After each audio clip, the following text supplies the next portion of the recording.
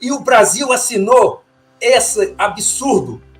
Agora, vem os que defendem essa assinatura e dizem assim, não, mas o artigo 46 diz que nenhum artigo poderá ser usado para comprometer a unidade política de um país signatário. Ora, precisa comprometer a unidade política? Já comprometer a soberania só aceitando tudo aquilo que eu falei aqui. De que adianta, por exemplo, a gente ser uma potência, até mesmo nuclear, se a nossa liderança política continuar procedendo como vem procedendo desde o início dos anos 1990, particularmente com relação à questão da Amazônia?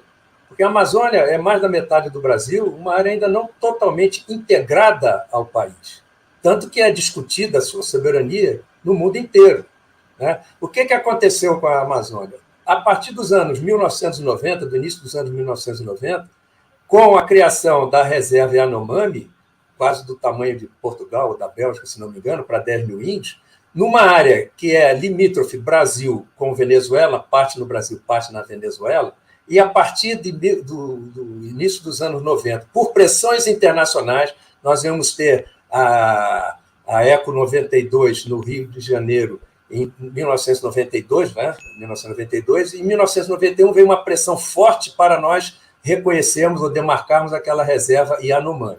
Isso foi feito. De lá para cá, pega a calha norte do Rio Amazonas, a calha sul também está cheia, mas pega a calha norte do Rio Amazonas, toda a faixa de fronteira praticamente é de reservas indígenas, uma área de segurança nacional. Toda ela é feita de reservas indígenas. E isso não foi pressão militar, nenhuma pressão militar. Então não adiantava a gente nem ser potência nuclear. Com a liderança política que nós temos, sem visão estratégica e refém do poder midiático eleitoreiro das ONGs e desse discurso ambientalista indigenista, porque eu sou favorável, o índio, ele tem a sua terra indígena, ele tem que ser respeitado e todos os projetos que forem desenvolvidos numa terra indígena têm que ter participação da comunidade indígena na direção do projeto, de modo a que seja assegurada a ele grande parte do bônus do projeto. Mas a terra indígena é a terra brasileira, a terra da União. Os seus irmãos brasileiros não índios também têm direito de ter o bônus, os recursos que advêm dos bônus daquela região. Então, o Brasil vem perdendo soberania, uma cessão voluntária de soberania, somente por pressões econômicas e psicossociais e pressões políticas. Né? E perdeu a narrativa, está perdendo o discurso, e a partir daí vem a ameaça à soberania. Essa ameaça à soberania ela é jogada em cima do quê? As nossas reservas indígenas e unidades de conservação na calha norte, parte delas estão no Brasil, parte delas estão no outro país. Então, vêm os organismos internacionais, respaldados por algumas potências, algumas lideranças mundiais, e pressionar para que a gestão daquela terra indígena, daquela unidade de conservação, seja compartilhada entre o Brasil e um outro país e, lógico, o organismo internacional por fora. Ao ponto que chegou em 30 anos, e o tempo estratégico não se conta ano a ano, se conta por décadas, em 1991 foi demarcada a reserva Yanomami. A partir daí, toda a calha norte virou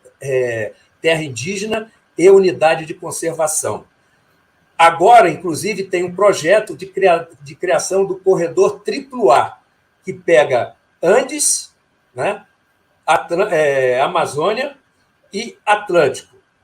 30%, 36% na Colômbia, 4% na Venezuela, o resto no Brasil. Se esse acordo desse corredor ecológico for assinado, simplesmente o Brasil não vai poder fazer mais nada ali, porque vai estar submetido a um acordo internacional. E é interessante que existem lideranças no Brasil, inclusive lideranças que estão concorrendo à presidência da República, que dizem que vai convidar a União Europeia para participar do desenvolvimento da Amazônia. Ora, vai ser, pelo amor de Deus. É o mesmo líder que, em 2007, como presidente, assinou a Declaração Universal dos Direitos dos Povos Indígenas, que não passou no Congresso, portanto, não vale. Mas o governo brasileiro, naquele momento, assinou um acordo que diz o seguinte: em suas terras, os índios têm direito a autogoverno e livre determinação de sua condição política. Que história é essa? Tem direito a instituições políticas e jurídicas próprias.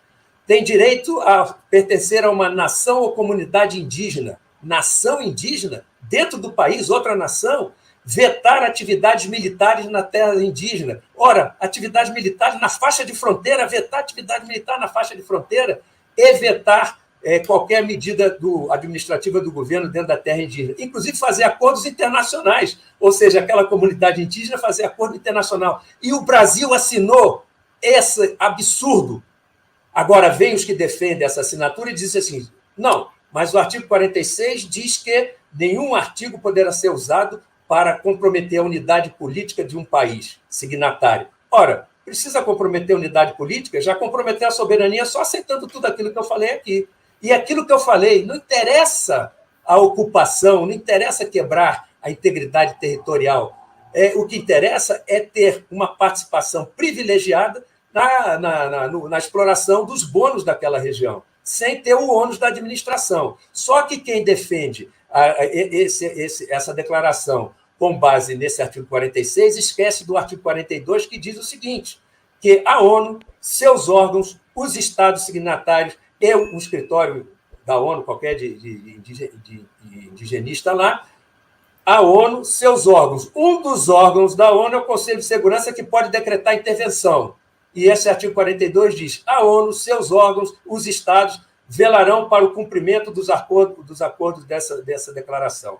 E não satisfeito, em 2009, esse mesmo governo publica o Programa Nacional de Direitos Humanos 3. Em um dos artigos diz, tornar constitucionais os instrumentos internacionais de direitos humanos não ratificados pelo país. Ou seja, pressionar o Congresso para que ele aceite essa aberração, esse crime de lesa pátria. Por quê?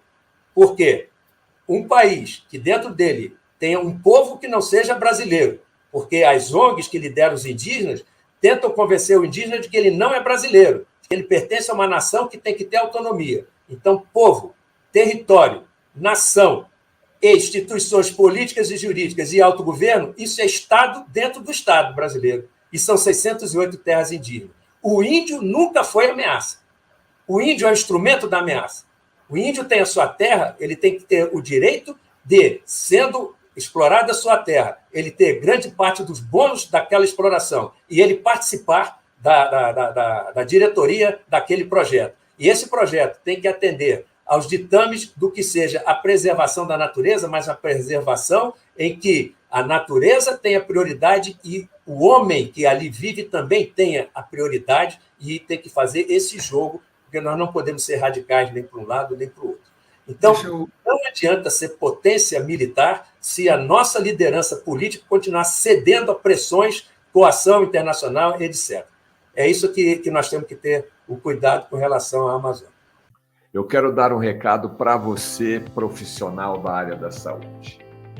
Indústria da Saúde Brasil, e Brasil com Z. Você que é profissional da área da saúde ou quer se tornar um profissional da área da saúde, essa é a instituição que vai te ajudar a conquistar um espaço nesse seleto mercado. Exatamente isso.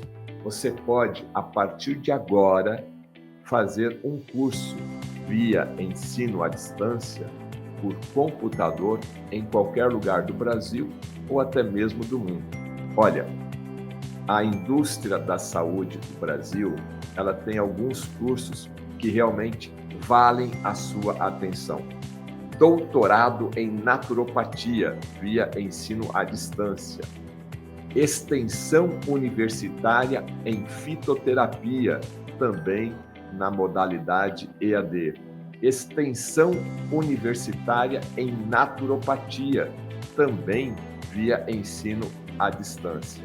Extensão universitária em ortomolecular, mais talassoterapia. Tudo isso você pode acessar agora pelo site Indústria da Saúde Brasil, brasilcomz.com.br. Acesse e tenha mais informações. Inclusive, esse é o WhatsApp que você pode entrar em contato agora, de domingo a domingo, a qualquer hora, para ter mais informações.